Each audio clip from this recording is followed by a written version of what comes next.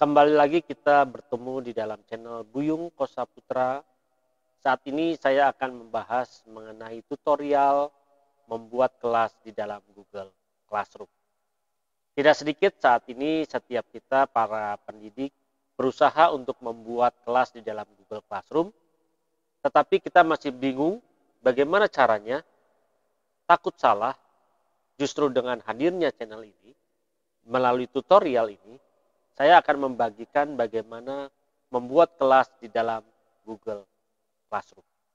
Sebelum saya melanjutkan tutorial ini, mari Bapak Ibu teman-teman untuk selalu subscribe bagi yang belum dan tekan tombol loncengnya agar ketika video-video yang terbaru saya upload, Bapak Ibu dan teman-teman dapat notifikasinya sehingga bisa mengikuti untuk video-video yang terbarunya.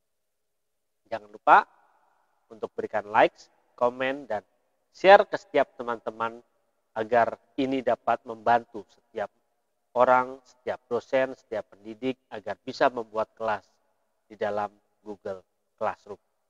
Mari kita akan lanjutkan untuk membuat kelas di dalam Google Classroom. Ketika kita masuk di dalam Google Classroom, jadi harus diperhatikan Bapak Ibu, lebih baik saran saya untuk membuat atau menggunakan Google Classroom, Bapak Ibu dan teman-teman disarankan untuk menggunakan aplikasi Google Chrome. Kenapa?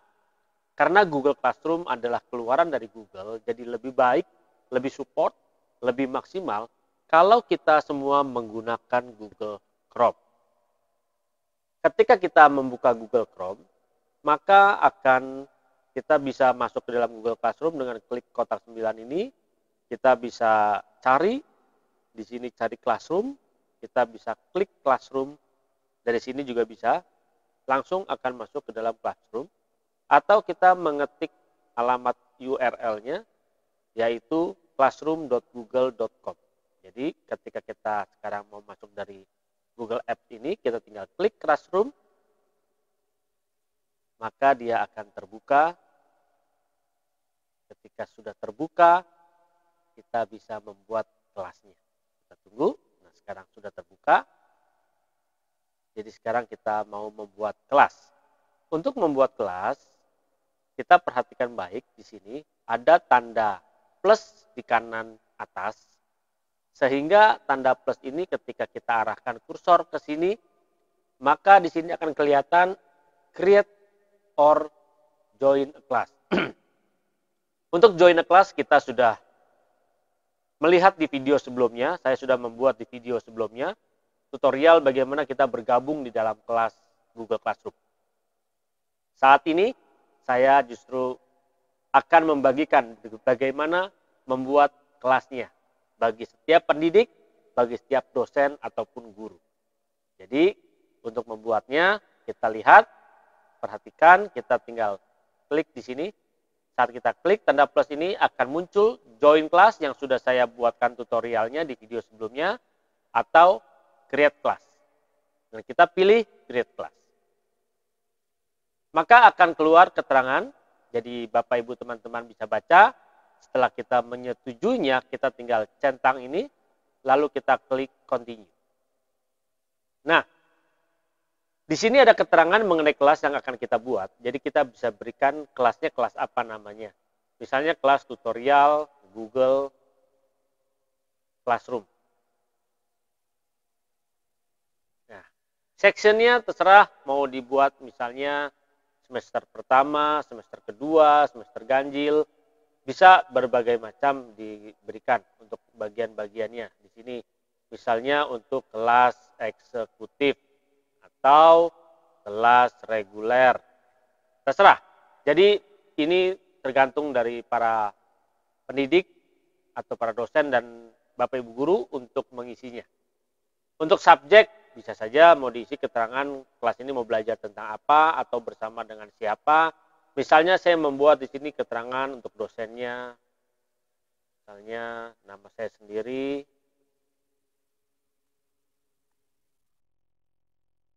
Kita buat untuk nomor, misalnya nomor induk dosen, kita bisa masukkan. Nah, itu tergantung ya, terserah. Untuk room, Room kalau kita di dalam kelas offline, mungkin kita datang ke sebuah universitas atau ke sekolah, kita bisa lihat di ruangan berapa kelasnya. Nah, di sini kita menggunakan daring, kelas bisa menggunakan Google Meet, bisa menggunakan Zoom, bisa menggunakan Webex, bisa menggunakan sarana video conference yang lainnya. Di sini misalnya kita mau masukkan misalnya Zoom atau Google Meet, Bapak Ibu teman-teman bisa menaruh di sini untuk kode linknya. Atau kita masukkan di sini keterangan meeting atau kelas ID. Kelas ID misalnya 123, 123, 123. Untuk passwordnya misalnya 1234567 kita isikan. Kalau saya memiliki cara bagaimana supaya mahasiswa absen terlebih dahulu, baru dia bisa masuk ke dalam kelas. Jadi, saya tidak menaruh link di sini, tetapi saya meminta setiap mahasiswa atau peserta didik supaya mereka melakukan absensi terlebih dahulu, baru dia mendapatkan di ruangan mana. Sama halnya ketika kita kuliah datang ke universitas, ke kampus, kita lihat di papan pengumuman atau di layar pengumuman, untuk mata kuliah tutorial Google Classroom ada di ruangan mana, dia akan tertulis. Bisa tidak berubah-berubah ruangannya? Bisa, tergantung kesediaan kelas. Maka dari itu saya membuat supaya mereka membiasakan diri untuk absensi terlebih dahulu, baru dia bisa menemukan di mana kelas. Semua tergantung kebutuhan dari Bapak Ibu teman-teman. Jadi setelah kita mengisi data-data ini, kita bisa langsung create. Kita tunggu hasilnya, apa yang terjadi. Setelah kelasnya dibentuk dan dibuat, nanti akan terbuka. Kita sambil menanti. Ya, sekarang sudah terbuka, sudah terbuat dengan kelas namanya tutorial Google Classroom. Di sini ada tanda panah ke bawah, ketika kita klik maka akan terlihat subjeknya apa, roomnya berapa. Ya, kita bisa melihat sekarang masuk ke tombol people. Di tombol people hanya ada teachernya satu. Kalau kita pengajarnya tim teaching atau grup, jadi kita ada beberapa orang, misalnya 2 atau 3 orang, kita bisa tambahkan di sini dengan menginvite email daripada dosen tersebut atau guru tersebut dengan domain yang sama. Misalnya di sini saya membuat kelas dengan domainnya sttekumene.ac.id. Maka tim teachingnya pun kita undang dengan domain yang sama. Begitu pula nanti dengan peserta didiknya atau mahasiswanya. Di sini peserta didik atau mahasiswa masih kosong, Bapak Ibu teman-teman bisa lihat. Kita bisa mengundang mereka, ada 2 langkah. Langkah yang pertama, Bapak Ibu teman-teman bisa menginvite mereka dengan klik invite studentnya di sini. Dan masukkan di sini alamat email setiap peserta didik kita dengan domain yang sama. Kalau domainnya menggunakan institusi seperti yang saya gunakan sttekumene.ac.id, maka setiap mahasiswa harus menggunakan domain yang sama. Bagaimana kalau misalnya mereka tidak menggunakan domain yang sama? Mereka menggunakan dengan @gmail.com. Dapat dipastikan dia tidak bisa masuk karena berbeda domainnya. Disinilah keunikannya dan keamanannya daripada Google Classroom, jadi tidak ada yang dari luar bisa masuk sembarangan di dalam kelas ini. Kalau kita membuatnya dengan domain yang general, yang umum, yang publik, dengan @gmail.com, maka yang institusi sttekumene.ac.id pun dia tidak bisa masuk di kelas yang publik tersebut, yang domainnya umum. Tapi kelas yang domain yang emailnya, domainnya umum, publik, @gmail.com, dia bisa masuk. Jadi harus dipastikan kalau mengalami kegagalan, peserta didik kita tidak bisa masuk, tanya, dia menggunakan email yang apa? Kalau kita menggunakan email institusi pendidik, berarti dia harus sama.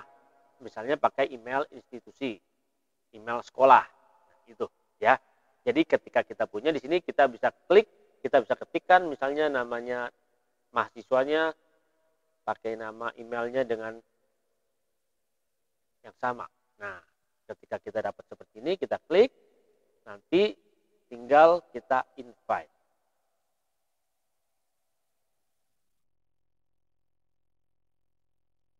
Ya, ketika sudah dapat, kita tinggal klik invite. Nah, Kalau ini saya klik invite, pasti akan keluar muncul keterangan error. Kenapa? Karena email ini sudah saya gunakan sebagai teacher, sebagai pendidik, jadi tidak bisa diundang sebagai peserta. Jadi kita bisa mengundang yang bukan teacher. Untuk kolom ini kita bisa mengisi beberapa, misalnya ada 20 mahasiswa, langsung kita undang 20 mahasiswa, kita tinggal ketik lagi alamat-alamat emailnya, lalu kita klik invite. Itu langkah yang pertama. Langkah yang kedua, kita bisa melihat dari tab stream, kita bisa lihat di sini ada kode kelas di atas kiri ini, di bawah tulisan tutorial Google Classroom, kelas eksekutif, kelas reguler, ada kelas code. Jadi kita bisa membagikan ini. Kita tinggal klik saja di displaynya, dia akan menjadi besar.